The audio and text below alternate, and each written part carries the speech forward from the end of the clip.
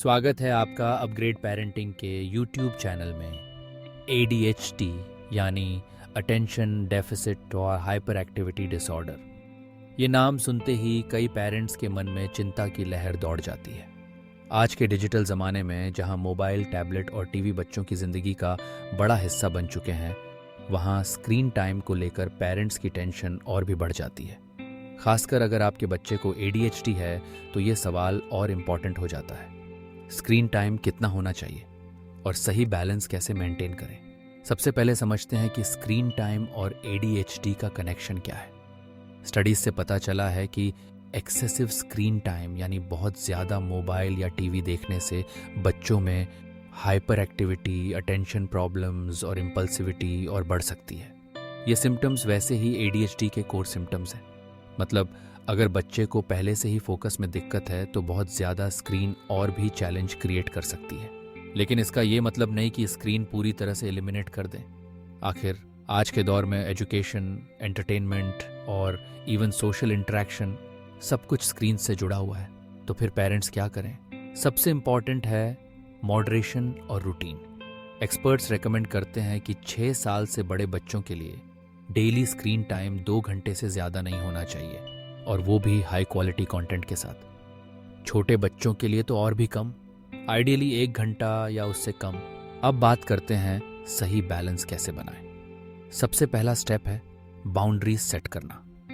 घर में एक क्लियर रूल होना चाहिए कि कब और कितनी देर के लिए स्क्रीन अलाउड है। For example, homework, outdoor play या फैमिली मील टाइम के दौरान स्क्रीन्स पूरी तरह से बैंड होनी चाहिए। दूसरा, स्क्रीन को रिवॉर्ड या पनिशमेंट के तौर पर यूज न करें। कई बार पेरेंट्स बच्चों को काम करने या अच्छे बिहेवियर के लिए स्क्रीन टाइम अलाउ कर देते हैं। इससे बच्चे के दिमाग में स्क्रीन का वैल्यू और बढ़ जाता है, जो एडिक्शन का रिस्क बढ़ा सकता है। तीसरा, एक्टिव सुपरविजन। बच्चों को अकेले स्क्रीन के सामने बैठने न दें। कोशिश करें कि जब भी पॉसिबल हो उनके साथ बैठकर कंटेंट देखें। इससे आप ना सिर्फ मॉनिटर कर पाएंगे कि बच्चा क्या देख रहा है, बल्कि बीच बीच में डिस्कस भी कर सकते हैं कि जो देखा उसका मतलब क्या है।